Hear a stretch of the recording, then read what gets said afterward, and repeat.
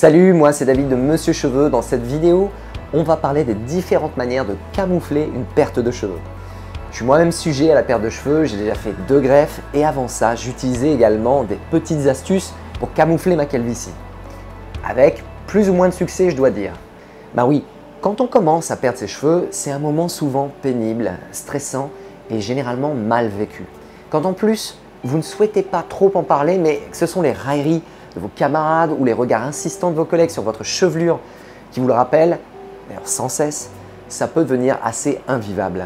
Certes, mais ce sont des situations comme celle-là qui vont stimuler notre créativité et je dois dire qu'en 15 ans de travail dans le domaine de la perte de cheveux, j'ai rencontré des personnes extrêmement créatives dans le camouflage.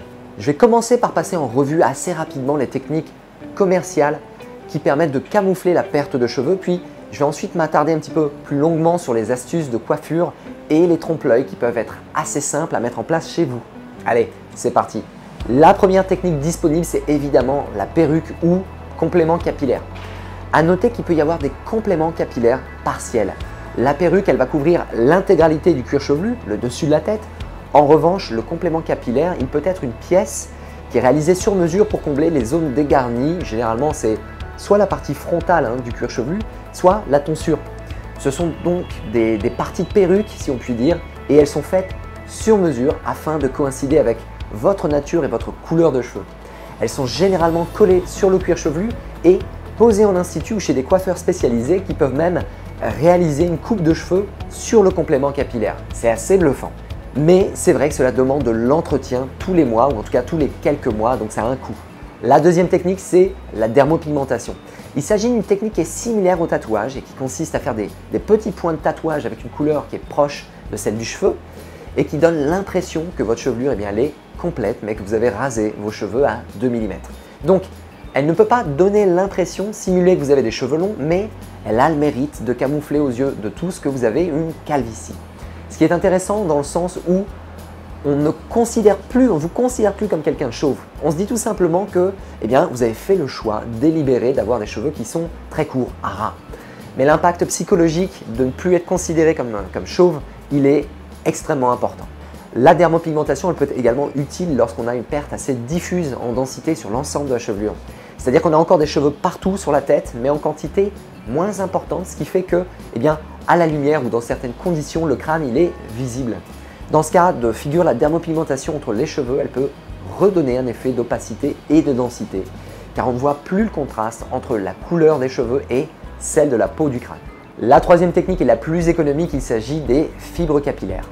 Le résultat est instantané et assez souvent très bluffant. Ces fibres, elles sont sous forme d'une poudre qu'on va appliquer directement entre les cheveux. Elles vont se placer entre les cheveux et opacifier la chevelure et les zones dégarnies. Et elles fonctionnent dès lors qu'il reste un petit peu de duvet ou de cheveux très fins sur la tête. C'est comme si on venait rajouter du feuillage à un arbre. Toutes ces fibres supplémentaires qui sont à base de kératine, donc c'est la même composition que le cheveu, elles viennent donc épaissir la chevelure. Et c'est parfait pour des occasions telles que les mariages, le passage en télé, les photos. Et certains même l'utilisent tous les jours.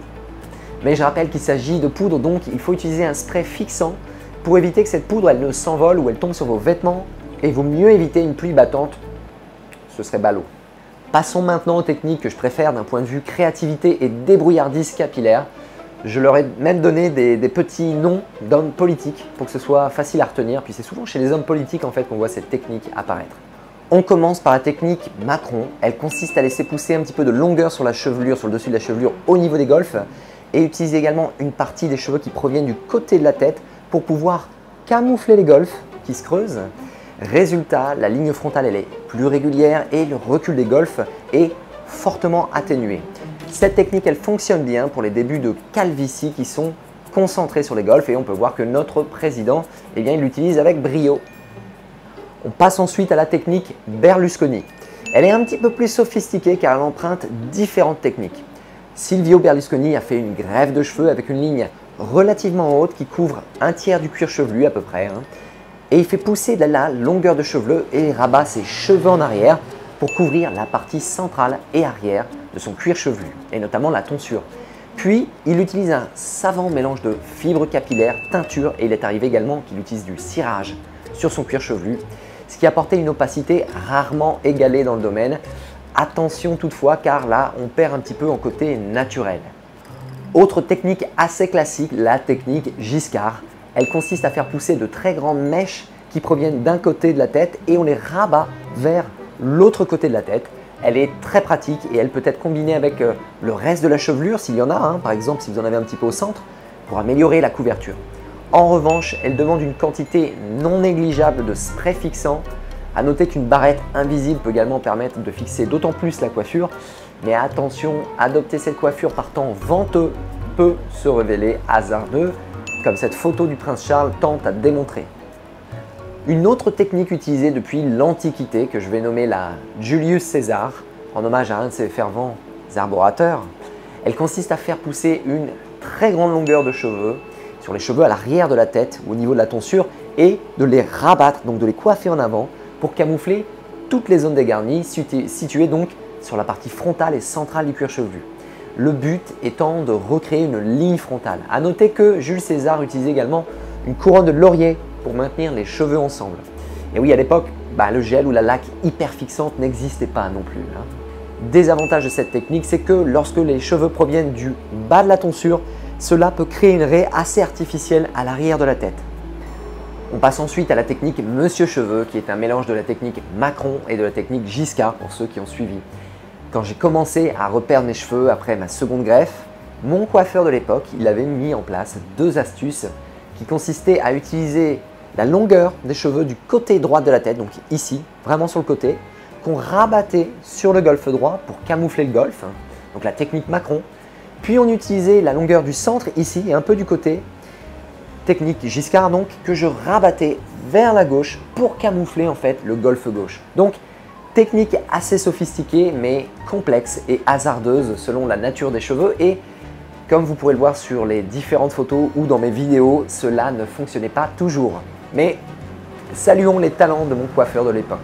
A noter qu'il y a des multiples variations possibles dans toutes ces coiffures et qu'il n'appartient qu'à vous de les utiliser avec peps et créativité pour camoufler votre calvitie naissante ou déjà bien établie.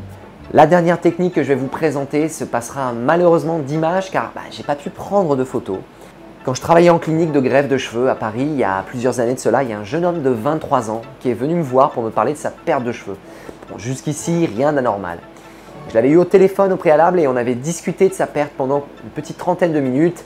Et lui, il perdait au niveau de la ligne frontale et au niveau des golfes. En tout cas, c'est ce qu'il me disait au téléphone.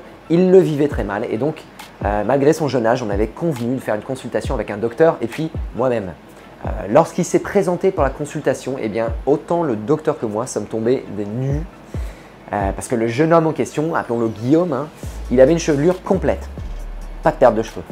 Et en fait, c'est que quelques minutes après le début de notre consultation qu'il nous a révélé son astuce. En fait, il avait récupéré des mèches de sa chevelure chez son coiffeur et il utilisait un adhésif double face sur lequel il collait les cheveux avec de l'épaisseur et dans la bonne direction et il le plaçait au niveau des golfes, donc collé.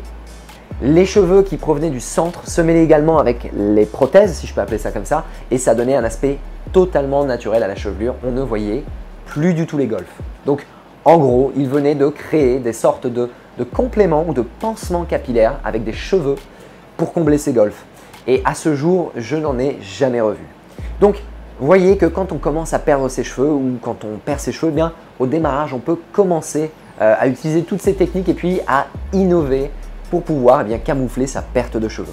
J'espère que cette vidéo vous a plu. Si c'est le cas, faites-le moi savoir en mettant un pouce. N'hésitez pas à me faire part de vos techniques de camouflage en commentaire parce que vraiment ça m'intéresse.